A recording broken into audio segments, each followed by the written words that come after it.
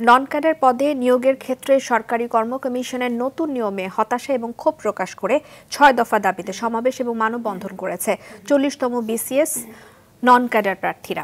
সকালে ঢাকা বিশ্ববিদ্যালয়ের রাজু ভাস্কর্যের পাদদেশে সমাবেশে ৪০তম বিসিএস পরীক্ষায় উত্তীর্ণ নন ক্যাডার তালিকার অপেক্ষমান প্রার্থীরা নিজের ক্ষোভের কথা তুলে ধরেন। প্রার্থীরা জানান ৪০তম থেকে ৪৪তম বিসিএস পর্যন্ত নন ক্যাডার পদের সংখ্যা উল্লেখ করা হয়নি এবং ৪০তম নন ক্যাডার পদ ৩৬, ৩৭ এবং ৩৮তম বিসিএসকে প্রদান করা হয়েছে।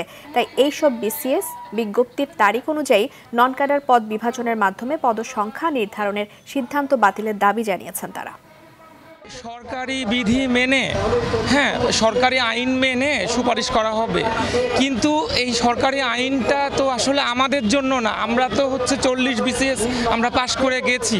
৪০তম বিসিএস এর রেজাল্টের আগ পর্যন্ত যেসব পদ আসবে সেগুলো আমরা ৪০তম নন ক্যাডারে নিয়োগপ্রাপ্ত হতে চাই। বিধির বাস্তবায়ন যদি করতেই হতো তাহলে মূলত আমাদের বিজ্ঞপ্তিতে আগে নন ক্যাডারের পদের সংখ্যা উল্লেখ করতে হতো।